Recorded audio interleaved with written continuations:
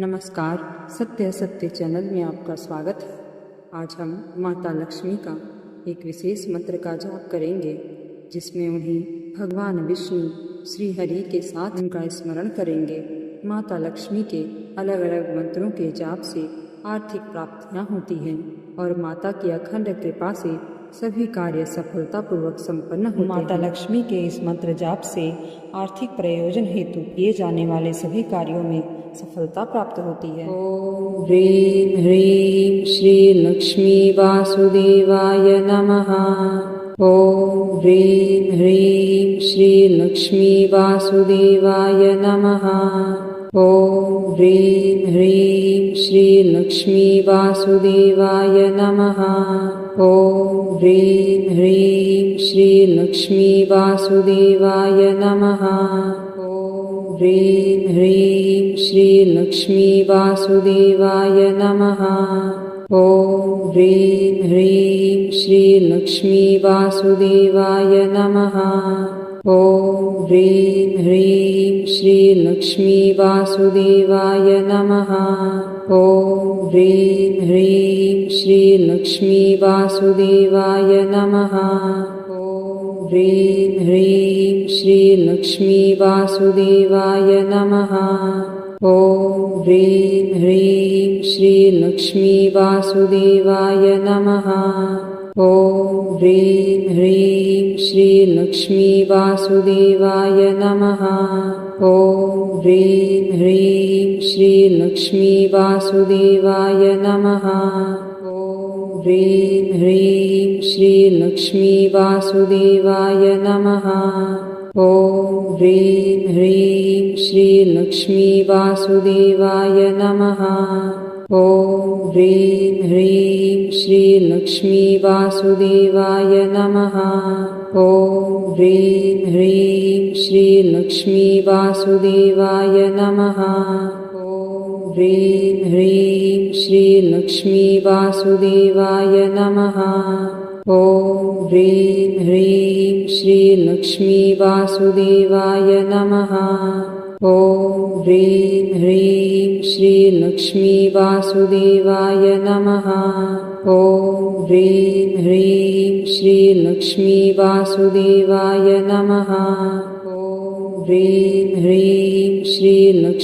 वासुदेवाय नमः। ओम ह्रीं ह्रीं श्री लक्ष्मी वासुदेवाय नमः। ओम ह्रीं ह्रीं श्री लक्ष्मी वासुदेवाय नमः। ओम ह्रीं ह्रीं श्री लक्ष्मी वासुदेवाय नमः। ओम ह्रीं ह्रीं श्री लक्ष्मी वासुदेवाय नमः। ओम ह्रीं ह्रीं श्री लक्ष्मी वासुदेवाय नमः।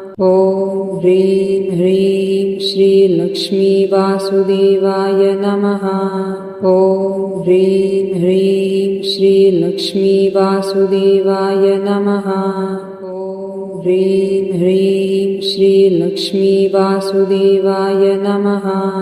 ओम ह्रीं ह्रीं श्री लक्ष्मी वासुदेवाय नमः। ओम ह्रीं ह्रीं श्री लक्ष्मी वासुदेवाय नमः। ओम ह्रीं ह्रीं श्री लक्ष्मी वासुदेवाय नमः। ओम ह्रीं ह्रीं श्री लक्ष्मी वासुदेवाय नमः। ओम ह्रीं ह्रीं श्री लक्ष्मी वासुदेवाय नमः। ओम ह्रीं ह्रीं श्री लक्ष्मी वासुदेवाय नमः। ओम ह्रीं ह्रीं श्री लक्ष्मी वासुदेवाय नमः। ओम ह्रीं ह्रीं श्री लक्ष्मी वासुदेवाय नमः। ओम ह्रीं ह्रीं श्री लक्ष्मी वासुदेवाय नमः। ओम ह्रीं ह्रीं श्री लक्ष्मी वासुदेवाय नमः। ओम ह्रीं ह्रीं श्री लक्ष्मी वासुदेवाय नमः। ओम ह्रीं ह्रीं श्री लक्ष्मी वासुदेवाय नमः। ॐ ह्रीं ह्रीं श्रीलक्ष्मी वासुदेवाय नमः। ॐ ह्रीं ह्रीं श्रीलक्ष्मी वासुदेवाय नमः। ॐ ह्रीं ह्रीं श्रीलक्ष्मी वासुदेवाय नमः। ॐ ह्रीं ह्रीं श्रीलक्ष्मी वासुदेवाय नमः। ॐ ह्रीं ह्रीं श्रीलक्ष्मी वासुदेवाय नमः। ॐ ह्रीं ह्रीं श्रीलक्ष्मी वासुदेवाय नमः। ॐ ह्रीं ह्रीं श्रीलक्ष्मी वासुदेवाय नमः। ॐ ह्रीं ह्रीं श्रीलक्ष्मी वासुदेवाय नमः। ॐ ह्रीं ह्रीं श्रीलक्ष्मी वासुदेवाय नमः। ॐ ह्रीं ह्रीं श्रीलक्ष्मी वासुदेवाय नमः। ॐ ह्रीं ह्रीं श्रीलक्ष्मी वासुदेवाय नमः। ॐ ह्रीं ह्रीं श्रीलक्ष्मी वासुदेवाय नमः। ॐ ह्रीं ह्रीं श्रीलक्ष्मी वासुदेवाय नमः। ॐ ह्रीं ह्रीं श्रीलक्ष्मी वासुदेवाय नमः। ॐ ह्रीं ह्रीं श्रीलक्ष्मी वासुदेवाय नमः। ॐ ह्रीं ह्रीं श्रीलक्ष्मी वासुदेवाय नमः। ॐ ह्रीं ह्रीं श्रीलक्ष्मी वासुदेवाय नमः। ॐ ह्रीं ह्रीं श्रीलक्ष्मी वासुदेवाय नमः। ॐ ह्रीं ह्रीं श्रीलक्ष्मी वासुदेवाय नमः। ॐ ह्रीं ह्रीं श्रीलक्ष्मी वासुदेवाय नमः। ॐ ह्रीं ह्रीं श्रीलक्ष्मी वासुदेवाय नमः। ॐ ह्रीं ह्रीं श्रीलक्ष्मी वासुदेवाय नमः। ॐ ह्रीं ह्रीं श्रीलक्ष्मी वासुदेवाय नमः। ॐ ह्रीं ह्रीं श्रीलक्ष्मी वासुदेवाय नमः। ॐ ह्रीं ह्रीं श्रीलक्ष्मी वासुदेवाय नमः। ॐ ह्रीं ह्रीं श्रीलक्ष्मी वासुदेवाय नमः। ॐ ह्रीं ह्रीं श्रीलक्ष्मी वासुदेवाय नमः। ॐ ह्रीं ह्रीं श्रीलक्ष्मी वासुदेवाय नमः। ॐ ह्रीं ह्रीं श्रीलक्ष्मी वासुदेवाय नमः। ॐ ह्रीं ह्रीं श्रीलक्ष्मी वासुदेवाय नमः।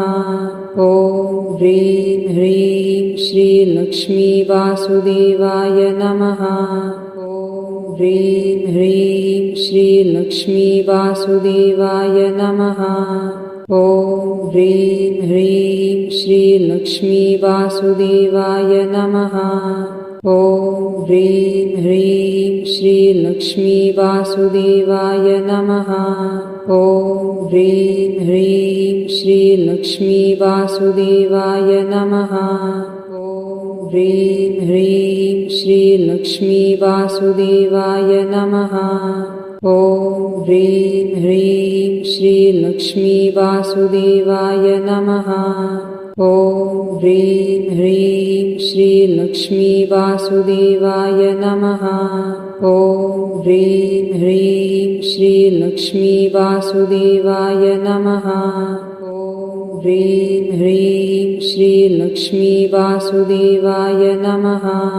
ॐ ह्रीं ह्रीं श्रीलक्ष्मी वासुदेवाय नमः।